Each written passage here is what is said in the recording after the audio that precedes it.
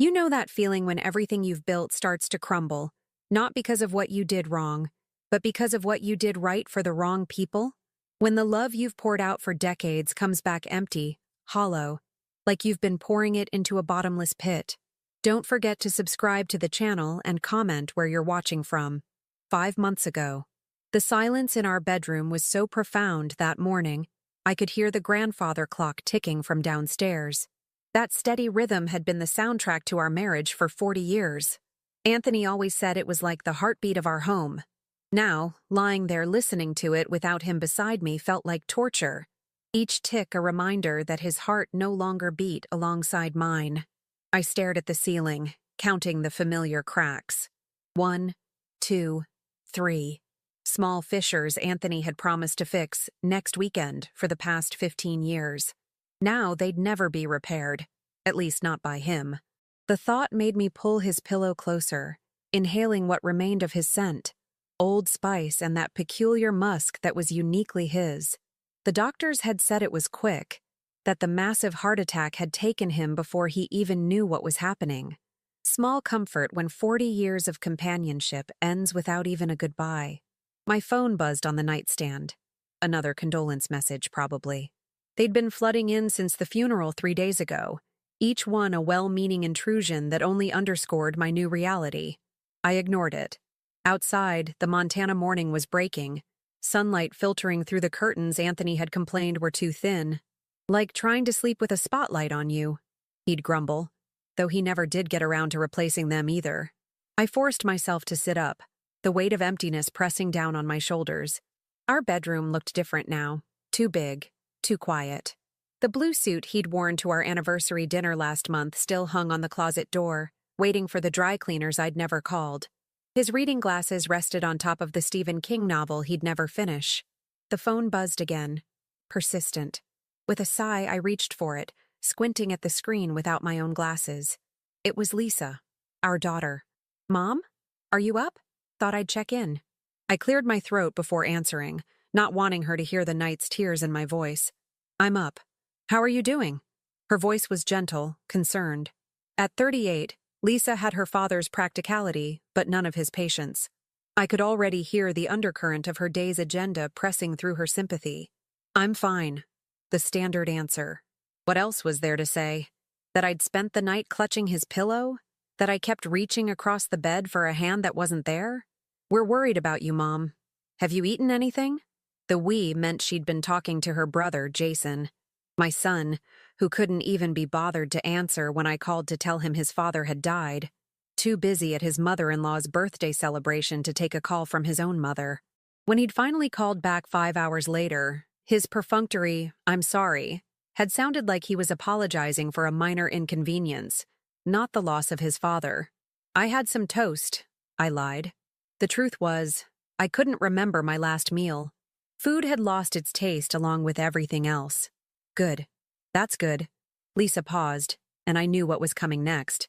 "Listen, Mom. Jason and I were talking. We think you should consider selling the house. It's too big for just you, and all those stairs. I'm 58, Lisa, not 88. My voice came out sharper than intended, but the suggestion stung. Anthony and I had built this house together, chosen every fixture, planted every tree in the yard. The house isn't up for discussion. We're just thinking of you, Mom. And, well, there are the financial considerations." Her tone shifted slightly, treading carefully now. "Dad's pension. Can we not do this today?" I interrupted, suddenly exhausted. "I haven't even gone through his papers yet." Another pause. "That's actually why I'm calling. Jason and I thought we could come over this weekend, help you sort through everything. The will, insurance, all that." The sudden interest in Anthony's affairs wasn't surprising. My children had inherited their father's practical nature, always planning ahead. But they'd missed his generosity of spirit, his unfailing kindness. Something cold settled in my stomach at the thought of them rifling through Anthony's things, calculating their shares before his side of the bed had even cooled. "I've got it handled," I said firmly. "The lawyer's coming on Friday. Don't you want some support?" Lisa pressed. "This is a lot to deal with alone. What I wanted was my husband back. What I wanted was for my son to have cared enough to answer his phone. What I wanted was for my children to visit because they were worried about their mother's broken heart, not her financial status. "I'm fine," I repeated, the words bitter on my tongue. "I'll let you know what the lawyer says." After hanging up, I forced myself to get out of bed. The hardwood floor was cold beneath my feet. Another small shock of reality. Anthony always got up first, turning up the heat before I even stirred. These tiny absences were almost worse than the big one. In the bathroom, I barely recognized the woman staring back at me. Charlotte Mitchell, widow. The word felt foreign, ill-fitting, like clothes borrowed from a stranger. My auburn hair, once my pride and joy, now hung limp around a face that seemed to have aged years in days. The green eyes Anthony had always said reminded him of sea glass looked dull, rimmed with red. I looked away, unable to face this new version of myself. I showered, dressed in one of my standard outfits, tailored slacks and a cashmere sweater, clothes that said, "put together," even when I wasn't. Armor for the day ahead. Downstairs, the house felt cavernous, each room filled with memories that now felt like ghosts. In the kitchen, I made coffee out of habit, pouring 2 cups before realizing my mistake. I stared at Anthony's mug, "World's Best Dad," in faded letters, a Father's Day gift from Jason when he was 10, and felt something inside me crack. The first tear fell, then another, and suddenly I was sobbing, clutching the countertop, coffee forgotten. It wasn't fair. We were supposed to have more time. We had plans. That trip to Italy we'd been saving for, the grandchildren we hoped for, growing old together on the porch swing he'd built. Now it was just me, alone in a house full of half-finished projects and broken promises. The doorbell jarred me from my grief. Hastily wiping my eyes, I checked my reflection in the microwave door, presentable enough, and went to answer it. Stanley Hayes, Anthony's oldest friend and our family lawyer for 30 years, stood on the porch, his weathered face somber beneath a shock of white hair. He held his briefcase like it contained explosives. "Charlotte," he said softly, taking my hands in his. "My dear friend." I allowed him a brief hug before stepping back. "Come in, Stan. Coffee? Please." He followed me to the kitchen, his eyes taking in the 2 mugs with a sad understanding. "How are you holding up?" "Everyone keeps asking me that," I said, dumping out Anthony's coffee and refilling mine. "I don't know how to answer." Stanley nodded, accepting the fresh mug I handed him. "There's no right way to do this, Charlotte. Grief isn't linear." We settled at the kitchen table, the same one where Anthony and I had shared thousands of meals, helped with countless homework assignments, planned our futures. Stanley placed his briefcase on the chair next to him but didn't immediately open it. "I know this is difficult timing," he said gently, "but there are matters we need to discuss." Anthony was very specific about his wishes.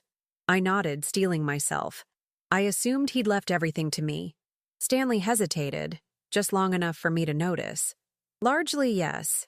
The house, most of the investments, the insurance policy. But he did make some specific allocations." Something in his tone made me straighten. "What kind of allocations?" "Anthony set up trusts for Lisa and Jason years ago. They'll each receive a fixed sum, accessible when they turn 40. He paused. "Lisa's birthday is next month, as you know." I did know. I also knew my daughter had been counting down to that birthday with unusual anticipation. Now I understood why. "How much?" My voice sounded distant, even to my own ears. Stanley named a figure that made me blink. It wasn't a fortune, but it was substantial. Enough to buy a nice house outright or fund a child's entire college education. He never told me. The realization hurt more than it should have. Anthony and I didn't keep secrets, or so I'd thought. He wanted it to be a surprise for them. Stanley explained gently. A head start at a time in life when they might really need it. A head start they hadn't earned. A gift they didn't deserve. I thought of Jason, too busy to answer when I called about his father's death. Of Lisa, already plotting to move me out of my home before Anthony was even cold in his grave. Is there anything else I should know? My tone was clipped now, practical. The tears had dried up, replaced by something harder. Stanley opened his briefcase then, pulling out a thick folder. There's the matter of the business. Anthony left controlling interest to you, but he allocated 20% to each of the children. Anthony's construction company, Mitchell Builders, had been his pride and joy. Started from nothing 35 years ago, it now employed 20 people and had built half the custom homes in our town. He'd always said it would be his legacy to our children, though neither had shown the slightest interest in actually working there. So, I own 60%, I clarified.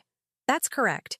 You maintain decision-making authority, but they're entitled to their share of the profits and have some voting rights. Stanley looked uncomfortable now. There's also a letter for each of you.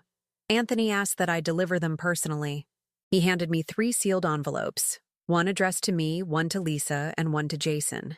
My name was written in Anthony's bold, slanted handwriting, the sight of which made my throat tighten again. I set the letters aside, unable to face them yet. The meeting continued, Stanley explaining various legal details that washed over me in a blur of technical jargon. All I could think about was that my children would soon be coming into a windfall they hadn't earned, at a time when they couldn't even be bothered to properly mourn their father. When Stanley finally left, promising to return with more documents requiring my signature, I sat alone at the kitchen table, staring at Anthony's letter to me. With trembling fingers, I opened it, unfolding the pages covered in his familiar script. My dearest Charlotte, it began, and I could hear his voice as clearly as if he were sitting beside me. If you're reading this, then I've left you alone, something I swore I'd never do. By the time I finished reading, tears were streaming down my face again. But something else was building inside me too. Something that felt like resolve, like the first stirrings of a strength I didn't know I possessed. Anthony's final words to me were full of love, but also a challenge. To live fully, to not let grief consume me, to make sure our children understood the value of what they'd been given. Looking out the window at the garden we'd tended together for decades, I made a silent promise. I would honor Anthony by becoming stronger than I'd ever needed to be when he was alive. And I would make sure our children understood exactly what they'd lost, and what they stood to lose if they continued down the path they were on. The formidable woman I would become was born in that moment, rising from the ashes of the comfortable wife I had been. They wanted their inheritance? They would get exactly what they deserved. The next few days passed in a blur of paperwork and phone calls. I moved through them mechanically, a shell of myself performing the necessary tasks of the living, while my mind remained fixed on Anthony's letter and what it had revealed. Not just about his financial arrangements, but about how clearly he had seen our children, perhaps more clearly than I ever had. They've had it too easy, he'd written. We wanted to give them everything we never had, but maybe we gave them too much. Don't let them take you for granted, Charlotte. Don't let them take anything for granted. Those words echoed in my mind as I sorted through decades of memories in his home office. Tax returns, blueprints, photographs of completed projects. Anthony had documented everything meticulously. Mitchell Builders had been built on precision and integrity. Our children had been raised with the same values. Or so we'd thought. When had they changed? When had Jason, the little boy who once followed his father around the construction sites with wide-eyed wonder, transformed into a man who couldn't be bothered to answer a call about that same father's death? When had Lisa, our thoughtful daughter who wrote poetry and volunteered at the animal shelter, become someone who viewed her childhood home as a real estate opportunity before her father was even buried? The doorbell rang precisely at noon on Saturday, pulling me from these bitter reflections. I knew who it would be before I even reached the door. Lisa and Jason, right on schedule to discuss arrangements. Not to comfort their mother, not to reminisce about their father, but to settle accounts. The realization strengthened my resolve. I smoothed my hair, straightened my shoulders, and opened the door. "Mom!" Lisa stepped forward to embrace me, her expensive perfume enveloping me in a cloud of artificial roses. Behind her, Jason offered an awkward half-smile, his eyes not quite meeting mine. "Come in," I said, stepping aside. They entered like visitors, not like children returning to their family home. Lisa's gaze swept critically over the entryway, no doubt cataloging what could be updated to increase the home's market value. Jason headed straight for the living room, where he'd always been most comfortable. "Can I get you anything?" I asked, following the script of politeness that now felt foreign between us. "I'm fine," Lisa said, settling onto the sofa. She had Anthony's chestnut hair, but none of his warmth. "How are you holding up?" Before I could answer, Jason interjected, "Place looks good, Mom. You keeping busy?" The mundane question after weeks of near silence made something snap inside me. "Busy?" "Yes, Jason. I've been quite busy. Planning your father's funeral without you, meeting with his business associates, sorting through 40 years of memories. Very busy indeed." His face flushed. "Mom, Save it," I said, surprising myself with the coldness in my voice. "You're here now. Let's focus on why." Lisa shifted uncomfortably. "We're worried about you, that's all. All alone in this big house." "Stanley mentioned Dad left us something," Jason said, cutting to the chase with characteristic bluntness. Lisa shot him a warning look, but he pressed on. "Is it true? About the trusts?" So there it was. No pretense, not even a token effort to disguise their true interest. I studied my son's face, Anthony's square jaw, my green eyes, and felt a strange detachment, as if I were observing a stranger wearing a familiar mask. "Yes," I said simply. "You'll each receive your trusts when you turn 40. Lisa next month, you in 3 years." Lisa couldn't quite suppress her smile. Dad was always so thoughtful." "Was he?" I asked, my voice deliberately light. "You've hardly mentioned him since the funeral." An uncomfortable silence fell. Jason cleared his throat. "It's been hard, Mom. For all of us. Especially you," I noted. "So hard you couldn't answer your phone when I called to tell you he was gone." The barb hit its mark. Jason had the decency to look ashamed, at least. "I've apologized for that. We were at Diane's mother's birthday party. Yes, I remember." I stood up, moving to the mantel where photographs of our family through the years were displayed. "Your father also left you each 20% of Mitchell Builders." This got their attention. Lisa straightened, suddenly alert. 20%? What does that mean exactly? "It means you'll receive 20% of the profits without doing any of the work," I said, turning to face them. "Just like you've done your entire lives." "That's not fair," Jason protested, his face darkening. "We have our own careers." "Yes, the careers your father's money helped fund." I picked up a photo of Anthony at a job site, smiling proudly beside a half-built home. He worked 16-hour days to build something from nothing. He wanted to leave you a legacy, not just a handout. Lisa stood up, her composure slipping. "Why are you being like this? We just lost Dad, and now you're attacking us?" "I'm not attacking you. I'm seeing you clearly for the first time." I replaced the photograph carefully. "Stanley has letters for both of you from your father. I suggest you read them." "Mom," Jason started, his tone conciliatory now. "We came to help. With the house, the business decisions. You shouldn't have to deal with all this alone." "The business decisions?" I repeated, a bitter laugh escaping me. "Jason, you wouldn't know the first thing about running Mitchell Builders. You've never shown the slightest interest until now."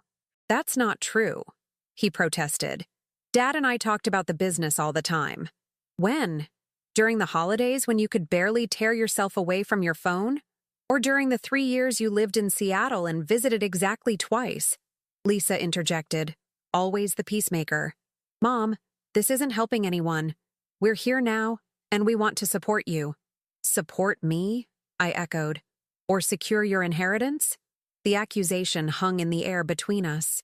Neither denied it, which told me everything I needed to know. "Dad wanted us to be part of the business," Jason finally said, his jaw set stubbornly. "He told me so.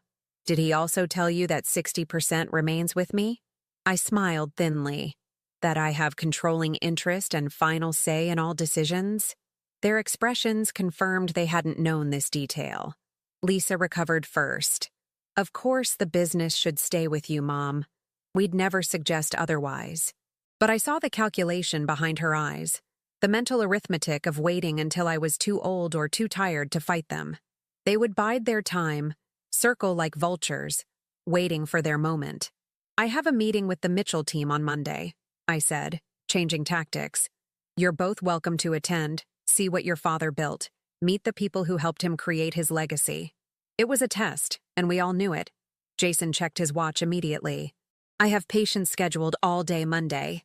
I have to get back to Denver tomorrow. Lisa added quickly. The firm has a big case. Of course, I said, nodding as if I'd expected nothing else. Your lives are very busy. Too busy for your father's funeral. Too busy to learn about his company. Too busy to help your mother transition into widowhood. That's not fair, Lisa protested again, but her voice lacked conviction. Life rarely is, I replied, moving toward the foyer. Now, if you'll excuse me, I have arrangements to make for your father's business. The business you're suddenly so interested in owning but not in understanding. Mom, wait, Jason called, but I was already opening the front door. Stanley will contact you about the trusts. I'm sure that's all you really came for anyway. The shock on their faces might have been comical under different circumstances. They'd never seen this side of me before. Direct, unflinching, coldly perceptive. The mother they knew, the one who made excuses for their absences and overlooked their neglect, had died alongside their father. After they left, barely protesting my dismissal, I returned to Anthony's office and picked up the phone. It was time to make some calls. To Stanley, to Anthony's foreman Mike, to the accountant who'd handled Mitchell's books for 20 years. If my children wanted their inheritance, they would learn exactly what that entailed. And they would learn that I was no longer the soft touch they'd always counted on me being. They wanted Charlotte the grieving widow, easy to manipulate and eventually discard. Instead, they would get Charlotte the majority shareholder, the keeper of Anthony's legacy. In his letter, Anthony had asked one thing of me. Don't let our life's work become just another asset they take for granted. I intended to honor that request, no matter the cost. Monday morning arrived with a clarity I hadn't felt since Anthony's death. The fog of grief still hovered at the edges of my consciousness, but it was being burned away by something stronger. Purpose.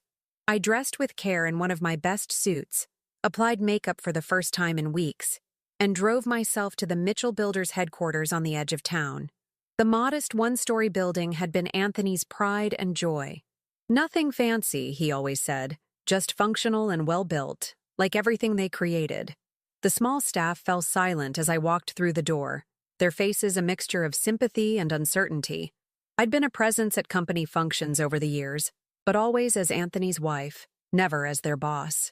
Mike Donovan, Anthony's foreman and right-hand man for 25 years, stepped forward immediately. His weathered face was grave beneath his perpetual tan, eyes red-rimmed from grief he didn't bother to hide. Charlotte, he said simply, taking my hand in his calloused one. It's good to see you. The sincerity in his voice nearly broke my composure, but I managed a nod. Thank you for gathering everyone, Mike. I won't keep you long. The conference room was packed. Every employee, from the newest apprentice to Marge, the office manager who'd been with Anthony since day one, had come to hear what the boss's widow had to say. I took my place at the head of the table, Anthony's place, and looked at the faces around me. These people had been Anthony's second family, the ones who'd shared his daily triumphs and frustrations while our children pursued their separate lives in distant cities. First, I began, my voice steadier than I expected. I want to thank you all for your loyalty to Anthony and to Mitchell Builders. Some of you have been here almost from the beginning. Nods around the table. Mike's eyes never left my face. Watchful, supportive. As you may have heard, Anthony's will leaves 60% of the company to me, with 20% each going to our children. I want to assure you that this will not affect daily operations. I paused, making eye contact around the table. I have no intention of selling or significantly changing what Anthony built. Neither Lisa nor Jason has expressed interest in taking an active role in the business. The relief in the room was palpable. These people had feared for their livelihoods, for the company culture Anthony had carefully nurtured. However, I continued, there will be some changes. I'll be taking a more active role myself. I may not know how to frame a house or read a blueprint, but I understand business and I understand people. Anthony and I discussed every major decision for this company over dinner for 30 years. Now I'll be making those decisions officially. Mike nodded his approval, but a few others looked skeptical. I couldn't blame them. They knew me as the quiet partner, the homemaker who organized the Christmas party and remembered their children's names. I'll be relying heavily on all of you, I said, acknowledging their expertise. Mike will continue as head foreman, and Marge will continue running the office. The only substantial change is that I'll be requiring weekly reports and attending all major client meetings. We can do that, Charlotte, Mike said firmly, setting the tone for the others. Whatever you need. The meeting continued with updates on current projects, financial reports, and upcoming bids. I listened more than I spoke, absorbing information, asking occasional questions. By the end, I could sense a shift in the room, cautious optimism replacing uncertainty. These people had loved Anthony, and they were willing to give me a chance for his sake. As they filed out, Mike hung back. "Got a minute?" he asked, closing the conference room door. I nodded, curious. Mike had been Anthony's closest friend, the brother he never had.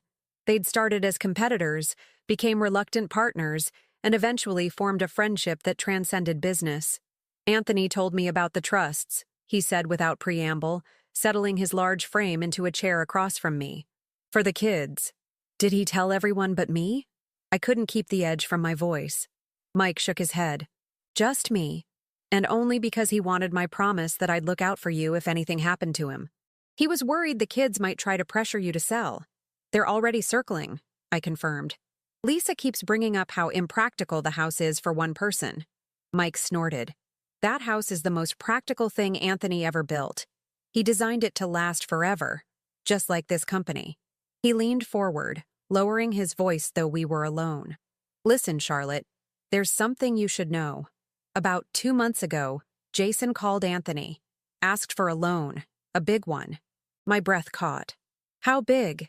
$200,000. Said it was for a business opportunity, something about a medical practice buy-in. Anthony turned him down. He never told me, I whispered, the betrayal stinging anew. He didn't want to worry you. Said Jason had gotten himself into some kind of financial trouble before, and Anthony had bailed him out quietly. This time, he refused. The revelation settled like a stone in my stomach. What else had Anthony shielded me from? What other disappointments had he shouldered alone to protect me? Why are you telling me this now? I asked. Mike's expression hardened.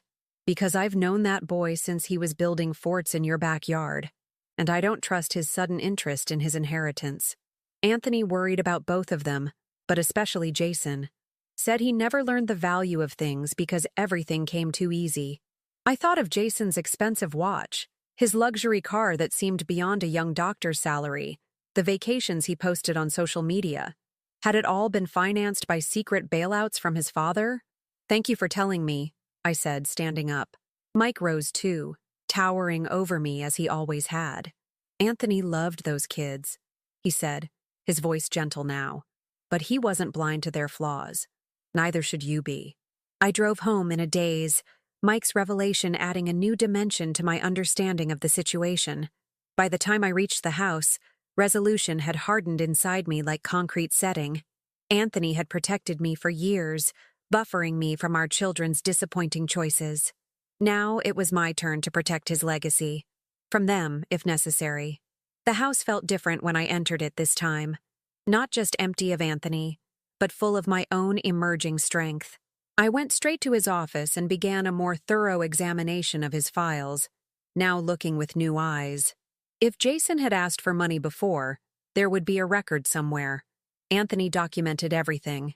3 hours later, I found what I was looking for, hidden in a folder labeled Family Matters.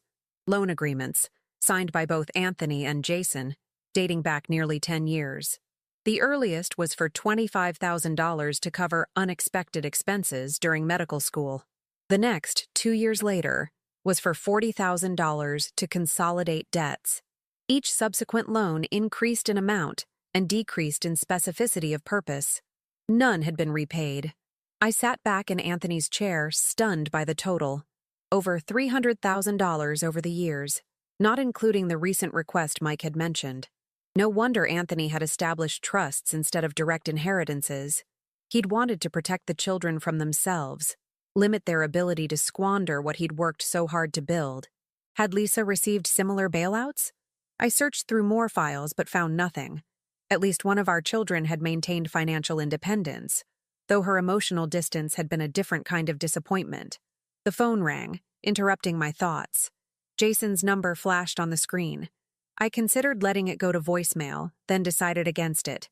Better to know what new approach he was taking. "Hello, Jason." My voice was neutral, giving nothing away.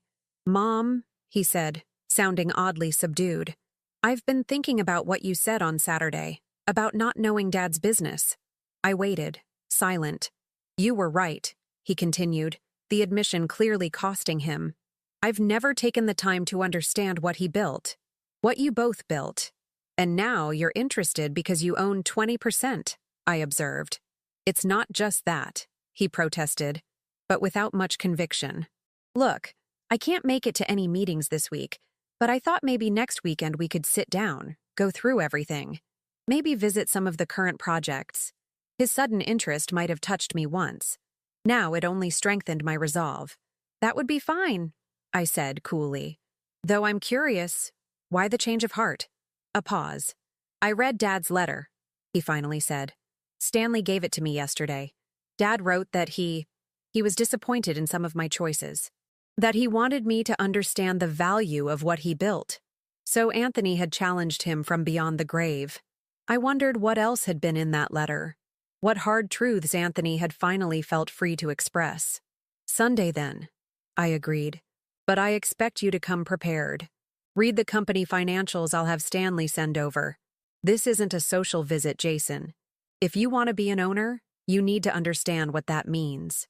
His agreement was almost too eager, raising my suspicions further. After we hung up, I called Stanley immediately. "Did you give the letters to Lisa and Jason?" I asked without preamble. "Yesterday," Stanley confirmed. They both seemed affected.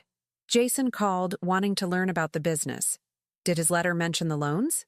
A pause. "I didn't read the letters, Charlotte. Anthony sealed them. But based on our conversations when he wrote them, I believe he was very forthright about his concerns regarding Jason's financial decisions. I found the loan agreements," I told him. "Over $300,000, Stan, and he recently asked for $200,000 more." Stanley's sigh was heavy with understanding. That explains his reaction to the trust stipulations. He seemed disappointed that he couldn't access the full amount immediately. "What stipulations?" This was new information. "The trusts pay out over 5 years, not as lump sums. 20% each year, starting on their 40th birthdays. And there's a behavior clause." Anthony was very specific about this. "Any attempt to contest the will or pressure you about the company results in their shares reverting to you." Anthony had been more strategic than I'd given him credit for. He'd anticipated our children's reactions, built-in protections. But he couldn't have anticipated his own premature death, or the rapid revelation of our children's true characters in its wake. "Send me the complete trust documents," I requested, "and everything related to the company ownership structure. I need to understand exactly what options I have." "Options for what, Charlotte?" Stanley's voice held a note of concern. "For making sure Anthony's legacy is respected," I said simply. "By everyone." As I hung up, a plan was already forming in my mind. Jason would get his lesson in business values, but not the one he was expecting. And Lisa's upcoming 40th birthday would bring a gift, but perhaps not the one she'd been counting on. They wanted their inheritance?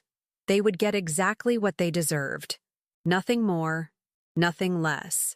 Sunday arrived with the kind of perfect autumn clarity that Anthony had always loved. Building weather, he'd call it. Ideal for outdoor work with no rain to delay progress. As I prepared for Jason's visit, I found myself talking to Anthony in my head, explaining my plans, justifying my decisions. Would he approve of what I was about to do? The question lingered, but didn't deter me. I spent the morning reviewing the documents Stanley had sent over. The trust stipulations were even more detailed than he'd indicated. Anthony had created a system of checks and balances that would have made our country's founding fathers proud. The behavior clause was particularly specific, nullifying the children's shares if they exhibited disrespect, financial irresponsibility, or attempts to circumvent the expressed intentions of this trust. Anthony had seen them clearly, perhaps more clearly than I had allowed myself to. My husband, always so generous with second chances, had finally drawn a line. In his last act of parenting, he'd created consequences for the entitled behavior we'd unwittingly fostered. Jason arrived precisely at noon, looking more like the son I remembered than the stranger who'd sat in my living room the weekend before. He'd dressed casually but neatly in jeans and a button-down shirt, hair freshly cut, clean-shaven. He carried a leather portfolio I recognized as one of Anthony's gifts from years ago. "Mom," he said, leaning in to kiss my cheek. I allowed it, though I felt nothing at the contact. "Thanks for doing this. I've been reading the materials Stanley sent over." "Have you?" I gestured him toward Anthony's office, noting how his eyes darted around the room, taking inventory of the valuable items Anthony had collected over the years. "What did you think?" "Honestly, I'm impressed. I knew Dad was successful, but I didn't realize how significant the company had become." He settled into the visitor's chair across from Anthony's desk, where I now sat with deliberate authority. "The annual revenue is substantial." Of course, he'd focused on the money. "The annual responsibility is also substantial," I countered. 20 employees rely on Mitchell for their livelihoods. Dozens of clients trust us with their homes and businesses. Your father built that trust over decades." Jason had the grace to look abashed. "I know. That's what I want to understand better." He opened his portfolio, revealing printouts of the financial documents, covered in highlighter and notes. "I've been reviewing the company structure, trying to get a handle on how everything fits together." His preparation surprised me.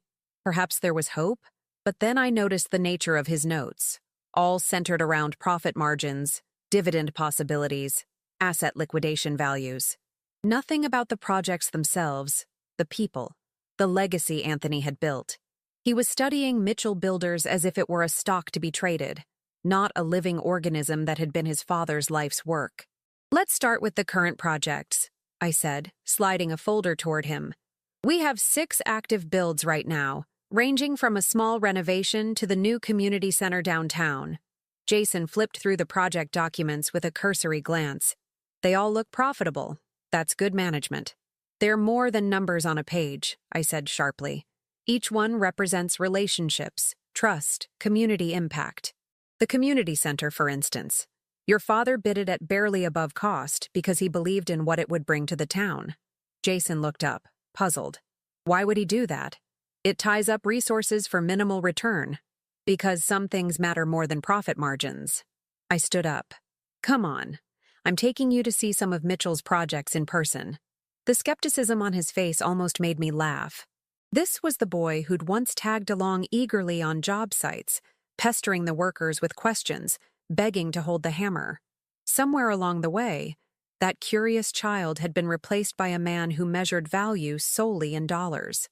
We took my car, driving first to the community center site.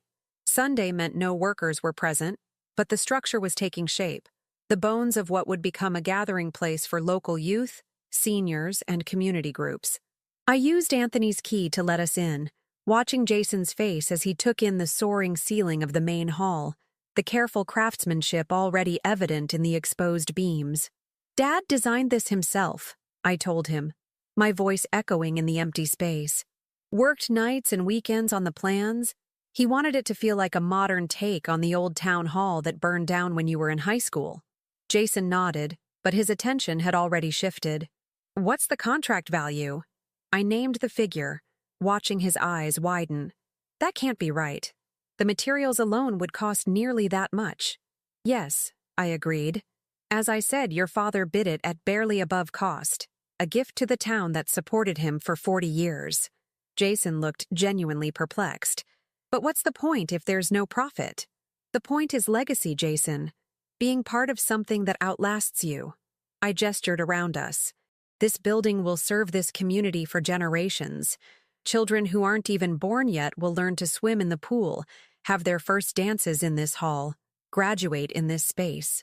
Your father understood the value in that kind of immortality." He remained silent as we toured the rest of the site. I pointed out the features Anthony had been most proud of. The acoustics he'd designed for local performances, the accessible features that exceeded code requirements, the sustainable materials that had cost more but would last longer. Jason listened, but I could see the disconnect. He was hearing me, but not understanding. We visited 3 more projects: a custom home for a young family, a renovation of the historic library, and a small business expansion for the local bakery. At each stop, I shared not just the business details but the human stories behind them. The couple expecting their first child, the librarian's tears when Anthony found a way to preserve the original reading room, the baker who'd been on the verge of closing until Mitchell helped her expand. By our final stop, Jason's performance of interest had begun to fray. "These are all very nice, Mom, but I'm not sure what this has to do with my share of the business. I'm not planning to become a builder." And there it was, the truth I'd been waiting for him to reveal. "No," I agreed. "You're not. You've never wanted to build anything, Jason. You just want to profit from what your father built." His face flushed. "That's not fair. I have my own career, my own path. A path that's led you to financial trouble more than once," I said quietly, watching the color drain from his face. "Yes, I know about the loans, Jason. All of them." He swallowed hard. "Dad told you?" "No. Your father protected you from the consequences of your actions, even from my judgment. He handled it all himself, bailing you out time after time without ever letting me see how much you were struggling, or how irresponsible you'd been." Jason's expression hardened. "I don't have to listen to this. I'm a grown man with my own life. A life financed by your father's generosity," I countered. "Over $300,000 in loans that were never repaid. And now you're eager to get your hands on your trust fund, aren't you? Lisa's birthday is next month. Yours is 3 years away. But you need money now, don't you?" His silence was confirmation enough. "What happened to the $200,000 you asked your father for just before he died? The loan he refused?" I pressed. "What kind of trouble are you in, Jason?" "It's not trouble," he snapped. "It's an investment opportunity. A chance to buy into a prestigious practice." Dad didn't understand. "He understood perfectly," I said. "Just as he understood why you needed to put your trust in a 5-year distribution plan rather than giving you a lump sum." Jason's face darkened with anger. "So that's why you brought me here today? To lecture me about money? To tell me I can't have what's rightfully mine?" "No." I looked him straight in the eye. "I brought you here to show you what is rightfully yours. A share in a legacy, not just a check." "But you're not interested in that, are you? You want the money, not the meaning behind it." "What I want," he said coldly, "is what Dad left me. My 20% of the company, my trust fund. I've put up with this field trip, listened to your speeches about legacy. Now I want to discuss the practical matters. When can I expect my first distribution? How will the company dividends be handled?" I studied my son, seeing him with painful clarity. The entitled stranger who had replaced the boy I'd raised. The man who couldn't be bothered to answer when I called about his father's death, but who now had endless time to discuss his inheritance. "That's an excellent segue to our next stop," I said, my voice steady despite the pain lancing through me. "Let's head back to the house. There's something I need to show you." The drive back was silent, Jason stewing in resentment, me fortifying myself for what came next. This would be the point of no return, the moment when my transformation from grieving widow to avenging guardian of Anthony's legacy would be complete. As we pulled into the driveway, I thought about all the times Anthony and I had talked about our children's futures, our hopes for them, our dreams. We'd wanted them to be happy, yes, but also decent, responsible, grateful. Somewhere along the way, we'd failed at instilling those latter qualities. Or perhaps we'd succeeded initially, only to have them eroded by the ease of their lives, the absence of real struggle. Either way, the time for gentle parenting was long past. Some lessons could only be learned through consequences. Anthony had known this, had tried to build those consequences into his will. Now it fell to me to deliver them, more swiftly and decisively than he had perhaps intended. "Come inside," I said to Jason as I parked the car. "We've got one more piece of business to discuss." Back at the house, I led Jason into Anthony's office once more. The room felt different now. No longer a shrine to my late husband, but a command center for the reckoning that was about to unfold. I gestured for Jason to sit while I retrieved a leather portfolio from the safe behind Anthony's degrees on the wall. "Before we discuss the business any further," I said, settling into Anthony's chair, "there's something you should know. 2 days after your father's funeral, I received a visit from a man named Carter Westfield." Jason's reaction was subtle but unmistakable. A tightening around the eyes, a slight paling beneath his tan. He knew the name. "Mr. Westfield was quite surprised to learn of your father's death," I continued, watching him carefully, "especially since he'd been dealing with you exclusively regarding the investment opportunity you'd approached him about." "Mom," I held up a hand, silencing him. "Mr. Westfield was under the impression that you were acting as an agent for Mitchell Builders, with full authority to negotiate a partnership. He showed me the proposal you'd drafted on company letterhead. Letterhead you had no right to use." Jason's expression hardened. "I was going to tell Dad once the deal was further along. It was a legitimate opportunity." "Was it?" I opened the portfolio, removing several documents. "A medical office complex development requiring a $2 million investment from Mitchell, with you as the managing partner despite having zero construction experience. A 40% stake for you personally, carved out before any profits would flow to the company." Mr. Westfield believed he was dealing with a construction executive with 15 years of experience. "I can explain. You presented yourself as a vice president of Mitchell Builders," I continued relentlessly. "You claimed signing authority you never had. You nearly committed the company to a deal that would have bankrupted it. That's not an explanation, Jason. That's fraud." The word hung in the air between us, heavy with implication. Jason's face cycled through emotions: defiance, fear, calculation, and finally, a simulacrum of contrition. "It was a mistake," he admitted, leaning forward. "I got in over my head, but I was doing it for all of us, Mom. The potential returns were enormous. The potential prison sentence is also enormous," I replied coldly. Mr. Westfield was planning to pursue charges until I intervened. Hope flickered across his face. "You fixed it?" "I did what your father always did. I cleaned up your mess." I closed the portfolio deliberately. I used my own money, not company funds, to reimburse Mr. Westfield for his expenses and convince him not to press charges. It cost me $50,000 to protect you from the consequences of your actions. Again, Jason slumped in relief. "Thank you. I know it was wrong, but I was desperate. The buy-in for the medical practice was due to your gambling debts," I interrupted, watching his eyes widen in shock. "Yes, I know about those too. Mr. Westfield wasn't the only visitor I've had. Your bookie, though he preferred the term private investor, came calling 3 days ago. All pretense of contrition vanished. You had no right to dig into my personal affairs." "I didn't dig. They came to me, Jason. Like carrion birds circling what they assumed was easy prey. A grieving widow who would pay any amount to protect her son." I leaned forward. "They thought I was weak. You all did." His expression confirmed my words. They had all underestimated me, this son of mine, the men he owed money to, perhaps even Anthony and his protective love. "Let's be absolutely clear," I said, my voice steady. "You're in debt to dangerous people. You tried to use your father's company to bail yourself out. When that failed, you were counting on your inheritance.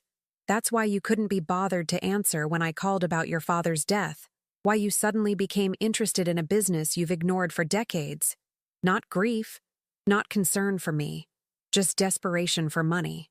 "That's not fair," he protested, but weakly.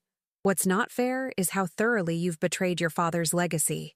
I stood up, moving to the window that overlooked the garden Anthony and I had tended together.